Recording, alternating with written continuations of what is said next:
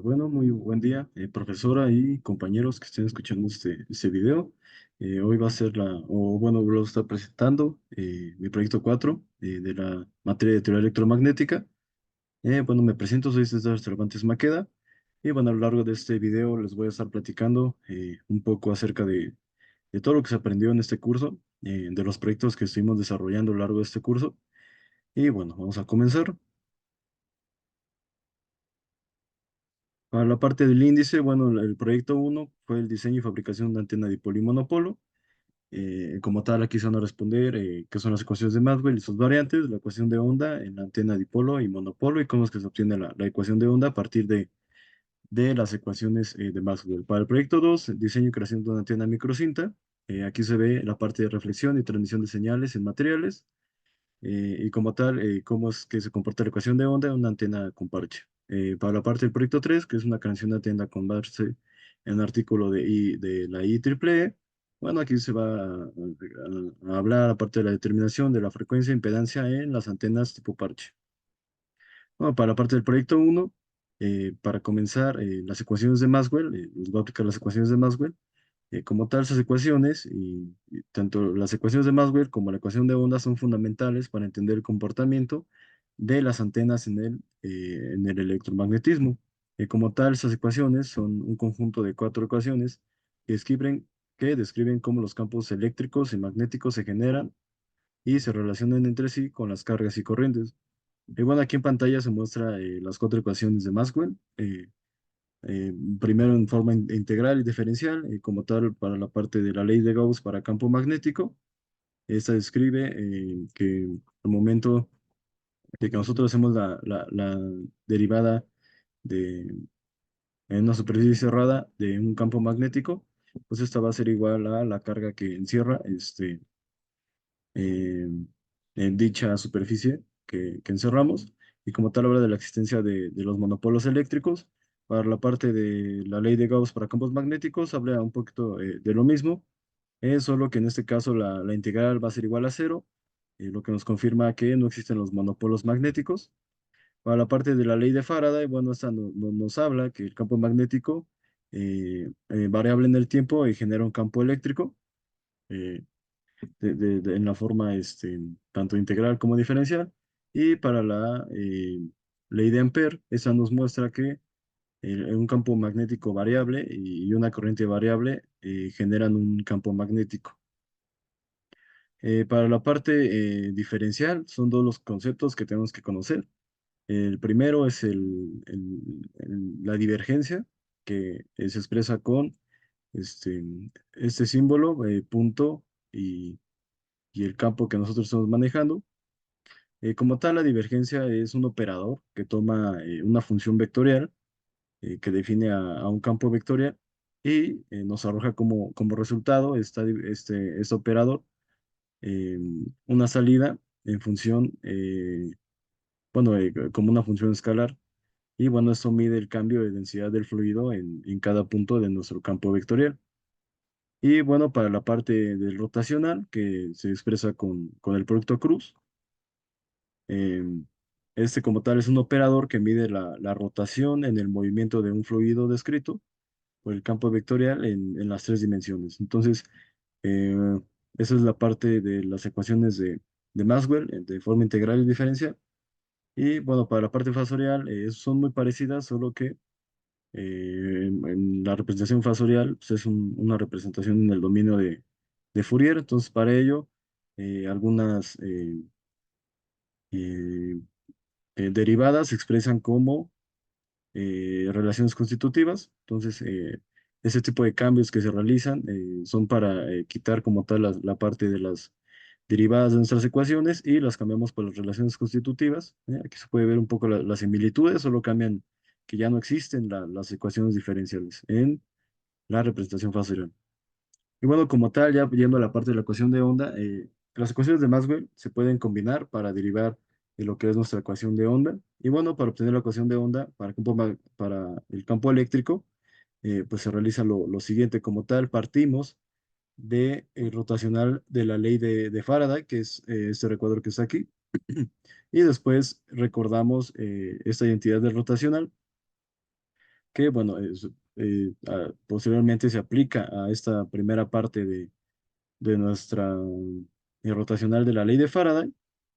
Entonces, al aplicarla nos queda ese resultado. Y bueno, que ya si lo sustituimos otra vez en esta ecuación, nos arroja esta ecuación de aquí. Y bueno, ahora como siguiente paso, sustituimos eh, en esta parte por la ley de Ampère-Maxwell. Vamos a tener un resultado eh, parecido al que está aquí. De aquí, esta operación la sustituimos por la ley de Ampère-Maxwell y obtenemos esta parte de aquí. Y bueno, ya solo realizamos las operaciones y nos queda de esta forma. Ya por último, tenemos que hacer la relación con la velocidad de la luz, que bueno, es igual al inverso y de la raíz de estas dos coeficientes. Entonces ya para finalizar nuestra ecuación de onda va a quedar como se muestra aquí en pantalla de forma gris. O sea, como tal es para el campo eléctrico, sin embargo, se hacen pasos muy similares para llegar a lo que es la ecuación de onda para campo magnético. Entonces, aquí se puede ver que empezamos a juntar ya todas las ecuaciones de Maxwell para entender pues el comportamiento como tal de ya cómo una onda se transmite, como tal la ecuación de onda lo que nos dice es cómo una onda cambia, perdón, en el tiempo y en el espacio. Y bueno, como tal están relacionadas con la velocidad de propagación, añadiendo la velocidad de la luz, y cómo es que se distribuye espacialmente la perturbación de la onda. Este como tal es relevante para fenómenos de reflexión y de refracción de ondas, y bueno, como tal eso es lo que nos explica la ecuación de onda. Como tal, la ecuación de onda ya aplicada a antenas, por aquí se muestra una antena dipolo. Pues bueno, una antena dipolo, la ecuación de onda describe la variación de la corriente y el voltaje a lo largo de los conductores. Las ondas de corriente y voltaje se reflejan en los extremos de los conductores, creando patrones de interferencia constructiva y destructiva que resultan en los glóbulos de radiación de la antena. Y para la parte de la antena monopolo, que es, bueno, esencialmente medio polo montado perpendicularmente sobre una superficie conductora. Y la ecuación de onda describe la distribución de la corriente a lo largo del alambre. Dado que un monopolo tiene una longitud de aproximadamente un cuarto de la longitud de onda, la corriente varía desde un máximo en la base del monopolo hasta el cero en el extremo libre. Y bueno, esto es un poquito cómo es que se comporta la ecuación de onda en nuestras antenas en monopolo y dipolo. Y bueno, como tal, para el proyecto uno se realizó la creación de una antena monopolio y dipolo usando cables coaxiales y bueno, se midieron sus parámetros con analizadores eh, para obtener lo que fue sus parámetros S y la gráfica de WSR. Para la parte del proyecto 2, como tal, aquí ya usamos un software llamado SST-View, en el cual nos permitió realizar diferentes análisis de cómo es que se transmiten las señales mediante diferentes materiales, ya sean dieléctricos y conductores, y ya con eso parte el conocimiento de la reflexión de las ondas, y como tal la reflexión de las ondas ocurre cuando parte de la energía de la onda que nosotros transmitimos es devuelta al medio original al encontrarse con una superficie. Esto sigue la ley de la reflexión, donde el ángulo de incidencia es igual al ángulo de reflexión. Es decir, al momento en que la onda se refleja en una superficie, el mismo ángulo con el que llega es con el que sale. Y bueno, como tal, realizando diferentes simulaciones de ese tipo, como se ve aquí en la esquina superior derecha, es que nosotros determinamos con diferentes materiales, tanto metálicos, conductores y dieléctricos, si es que pasa o no la señal y si es que pasa o no la onda. ¿Para qué? Para conocer qué tipo de material nosotros tenemos que usar al momento de diseñar nuestras antenas. Como tal, aquí se resume un poquito en una tabla eh, en con qué materiales y si pasa y no pasa la señal. Para la madera se puede ver que la señal sí pasa, para la parte del papel sí pasa, ambos son dieléctricos, para la parte del cobre y se observó que no pasaba la señal y lo mismo para el PEC, que es el conductor perfecto, no pasaba la señal. Lo mismo para el oro y el mercurio, no pasa la señal. Y para la parte de la mica, se observó que sí pasaba completamente la señal. Entonces aquí algo que se puede concluir es que para conductores no pasan señales y para eléctricos sí pasan. Y bueno, que hace la ecuación de onda en una antena de cavidad o de parche, son en lo que fue parte del proyecto 2. Como tal, la ecuación de onda en una antena de parche describe cómo es que las ondas electromagnéticas que nosotros mandamos se propagan y resuenan dentro del parche conductor. Como tal, la solución de esta ecuación determina los modos resonantes y, en última instancia, el patrón de radiación de la antena. Como tal, el diseño y el análisis de las antenas de parche que nosotros hacemos implican calcular qué tipo de resonancias queremos y con ello ajustar las dimensiones de nuestro parche y el sustrato para obtener el rendimiento deseado en términos de frecuencia de operación, eficiencia y patrón de radiación, ¿no? Esto mediante el análisis de coeficiente de reflexión y la gráfica de WSR y también observando un poco nuestro mapa de radiación. Como tal, también, ¿cuáles son las partes que conforman una antena tipo parche? Como tal, son cinco. Aquí se puede observar en la imagen un poquito de cómo es que se, se construye este tipo de antenas. Necesitas primero una tierra, que es la base, un dieléctrico, que es este que se muestra aquí, que va en medio, y la parte del parche, que es donde va ya la parte de arriba, que es donde en sí va el espacio vacío y la línea. Como tal, ¿para qué sirve la Tierra? La Tierra sirve como un plano de referencia y como reflector. La parte del dieléctrico nos ayuda ya que afecta la velocidad de propagación y a la resonancia. El parche, pues bueno, es nuestro resonador y el radiador principal de nuestra onda. Como tal, el espacio vacío nos facilita la propagación de las ondas que nosotros mandamos hacia el espacio libre y la parte de la línea, pues es nuestra parte de la fuente de transmisión, que es de donde nosotros transmitimos. Como tal, ya el proyecto 2 fue el desarrollo de una microcinta.